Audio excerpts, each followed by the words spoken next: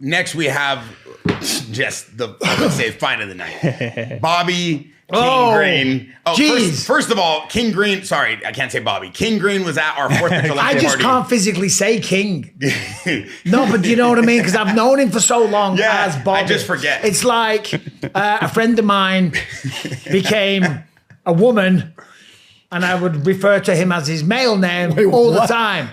Yeah, you know what I mean? And I was like, and he would get really pissed off, and I'm like, I'm not doing it on purpose. I knew you when you had a mustache and a beard, and you were a guy. A lot of stories coming out of the business. No, I'm not doing it on purpose. And Bobby now is calling himself King. Yeah. And I've known him for years. Yeah. And I'm like, you're Bobby King Green. Yeah. He was at our 4th of July He's party. the king of his strip club, I'll tell you that. Yeah, he just bought one. So he's the king of kicking ass, Can we have him bring the girls over for your last rock? Might have to, bachelor party? He came, might have to. He came to with Iridium, Jason and Jacob. He came to my 4th of July party at the beach, and he was eating tacos, talking about how he's going to smoke this kid for wanting to fight him, how he's got nothing but love for everybody, and he couldn't believe that one of his friends would want to fight him. He's from that Nate Diaz code, and you don't fight friends. And he was going off at the 4th of July. No, he was. And he was shadow boxing in the alley. Then pissed. Coach Perillo walked over, and Coach Perillo was talking to him, and Khalil Roundtree was there. They were all, and Bobby was ready to smoke someone at my house. So I know he was going into this fight.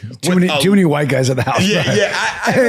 He's like, I only support the black guys. All the black guys are my brothers. You're like, well, I mean, he did say that. It was like, my point that I'm trying to make is he had a lot of pent up aggression going into this fight. And then I saw him come out before we let you guys break down, and he's talking about how he was just getting warmed up. He wanted Terrance McKinney to throw as much as he had. He knew that he could break down Terrance McKinney. He knew that mentally Terrance McKinney wouldn't want to go that far with him. I don't know if he was just getting warmed up. He was just about to get finished and maybe murdered. But Terrance McKinney did what Terrance McKinney does. And King Green showed amazing survival instincts. I remember at one point, though, Terrance had him down. He had the arm pinned with the other hand, and he's just raining down blows. Bobby's like looking up at him thinking, holy shit. But Bobby was yelling at him. Bobby was like, get that, get that. He's like, minute left, bitch. But then he gets back to his feet. Yeah. And then that's when it all changed. And I think Terrance, I'm not taking away from King's performance. I thought he was brilliant, took a pounding, gets up, gets the win. Surgical. I love the guy. Love the guy. Went to the body, But this stoppage here was a little weird. And I think it was Terrance. Well, it was King being tough, having the durability, the survival instincts to get through that pounding, getting back to the feet. And then Terrance just not really feeling it anymore. Thinking, oh shit, I gave you my best. I'm done. Yeah. TJ, what'd you see? You could see you get out of 3 rounds with McKinney and he wants to quit. That body shot should have made him quit. It wasn't even like that hard of a body shot. Yeah, King's going to the body well, and it doesn't take a lot, but still, it's like you heard the 10-second clapper. Like, you don't just bail out and go to your hands and let a guy pound it and you stop the fight. How could you not love King Green, though? The way he's like always talking shit, he's fighting, he stays loose, never putting too much into it, and called it. He just weathered the storm, got back to his feet, and McKinney quit. You get through 3 minutes, McKinney quits. Luke, what did you see? Yeah, you could see it in his face. And then he got back up. Like, there's this little hesitation where he just wasn't there, really wanting to stay in the fight. And I think his corners are right there yelling. They're yelling seconds. 2 seconds. Yeah, they're yelling 2 They're in seconds. his face in 2 seconds. It's just like it's. Should the ref have let it go? It's not about that. You got to look at the fighter. He didn't want. They don't look at the time. He didn't want. It shouldn't come into it. It's not a relevant factor. It's like, are you defending? Are you finished in this fight? Pull guard or something. Don't go to your hands and knees and just cover. Something.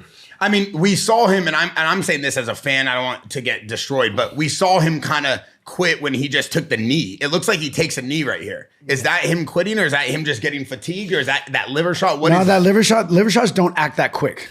Got it. They don't fucking fall immediately like that. Like liver shots, there's a delay. It hit the elbow. There's a little. It didn't even hit his body. It hit the elbow. It didn't. Look it right here. Look it right here. Let me reverse this. No, because he immediately went down. He just he gave up. He connect. I don't know. You think so? Yeah, I didn't connect, but still, when a liver shot, it's a delay process. It's not like that. Yeah, but he did work the teeps as well, so he was punishing the stomach. So let's say it did connect. It unloaded with as many shots as he could. He was trying to finish him. He was absolutely exhausted. Then he gets kicked in the stomach a few times, and then the liver shot as well. It seemed though like Terrance McKinney was Oh, it putting did together. connect. It did. You're right. Yeah. It seemed like Terrance McKinney was putting together all the right combinations and was throwing some really good stuff at Bobby, and Bobby had no answer for it. And then he also got cut real early in the fight. Yeah, I mean, Terrance has got power. Yeah. Super explosive. He looked huge, by the way. Super dangerous in the first round. He looked massive. He's great. And he did a very good job of taking the fight to Bobby. Bobby wants to be smooth. He wants to slip. He wants to fight nice and controlled. And McKinney took the fight to him. Again, I've been saying this throughout. It's kind of like a theme. Like the guys that are, really picking their shots and want to be elusive, and you got to take the fight to him. And that's what he did. But King Green, you got to appreciate just his toughness. Bobby's a fighter, man. He'll fight to the end. Bobby's like the man. You'll never. He's the new. I like that. He's the man. Bobby's the man. Bobby's a gangster. He's the You man. know, he is. He's the real deal. You know what I'm saying? He's like a true. Like back in the day when the sport first came around, and talk about real fucking fighters. Yeah. He's a real fucking fighter, man. Yeah. He's old school. Yeah, I watched him in King of the He Cage. ain't no I think athlete. Darren Kershak. No. He is an athlete. But what I'm saying is, like I used to call You George gotta- St. Pierre. I used to say, "You're not a fighter, George. You're an Yeah, athlete," yeah. meaning that as an insult. You think that got into George's head when he said No, that? did it hell? But Bobby King, whatever you want to call him, is a fighter. Yeah. Through and he through. loves representing the fight game. I think one thing I think the audience should know, if you talk to Bobby outside of here, he's the exact same person. Like when he shows up to a family party, he shows up to a dinner, a photo shoot, he's it's not a character. No. Bobby Green is truly a guy. Authentic. He's truly authentic, and he's truly in love with the game of fighting. He truly wants to put on great fights, and he loves making the fans excited. That's all he cares about. And that was on a 4-fight win streak, and I think 3 of them are finishes after taking some really bad knockouts, like against Jalin Turner, against Maurizio Hufi. They were bad, and it looked like his career was done. Yeah. He's like 40 years old. Yeah, I'm so surprised with Bobby. It's like he's 39 now. Yeah. It's like I'm surprised with him when he fight like Daniel Zerrube in Mexico City. Yeah, he looked like good. He looks so good. Zerrube is long, he's tall. It's like in the altitude of Mexico City, he looks so great. It's like he make a great knockout. Now in this fight, like he just like he patient. It's like he knows like Terrance McKinney is like how it's so dangerous. They like 2 minutes. Yeah. After this, like There's no hesitation. Yeah. There's never any hesitation. You get clipped like that, and like usually people come back with hesitation. Like guys like even Robert Whitaker coming back from his losses and stuff. He's fighting with so much confidence. Yeah. And no hesitation to throw those shots. Like some people have glitches when they get hit like that. Yeah, I think this is the experience. It's a lot of time in UFC, a lot of fights. So